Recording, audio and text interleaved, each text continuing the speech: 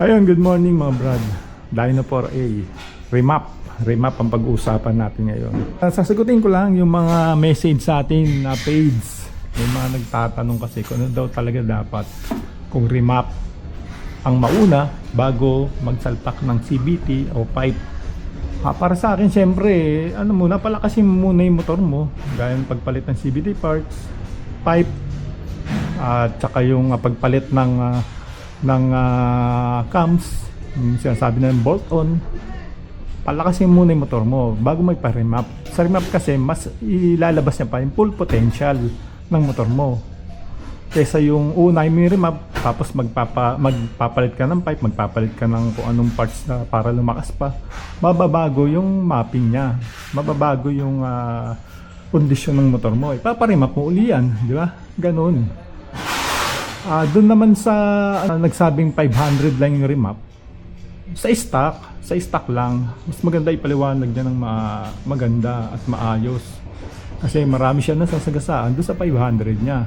Lalo na yung mga tuner natin na nag-aral pa sa ibang bansa, nag-seminar, nag-training. Gaya namin, nag-training kami sa isang kilalang tuner. Kaya may presyo yung pagre-remap namin. Tsaka rin-remap namin, depende nga sa motor mo. Kargado yung motor mo. Siyempre, kung ano yung presyo namin, yun. Kasi na-experience namin dito sa shop na nagtanong dito kung magkano daw pa-remap, na mahalan doon sa sagot namin. Siyempre, ang ibibigay namin, kondisyon ng makina niya. Ay ko, sige po, doon niya na lang po dalhin. Ko. Ganun lang din sinabi ko. Doon sa nagbabanggit ng presyo kung magkano, dapat papaliwanag nyo kung hanggang saan lang yung presyo nyong 500. Gaya ng doon sa 500 na yun, all stock lang ang riniremap niya. Yun yung pagkakaintindi ko kasi pinanood ko yung video na all stock. Kaso lang may term siyang sinabi doon na mas unahin ang remap bago ang pagpalit ng CVT. Medyo hindi masyadong malinaw yung pagpapaliwanag niya. Yun lang ang pagkakaano ko. Kaya sa mga nagtatanong sa atin, unahin nyo, palakasin nyo muna yung motor nyo bago nyo ipa-remap. Para na sa ganun, yung full potential ng motor mailabas sa remap. Gaya ng, for example lang, kasi hindi ako masyadong nakikialam dyan sa remap na yun sa dyno. Bagay mga mekaniko ko na, anak ko na namamahala dyan. Troubleshooting lang ako sa motor. Gaya nito, for example, bago ko desisyonan yung mamahaling pyesa, check up muna sa maliit na pyesa, salpakan ko ng bagong pyesa.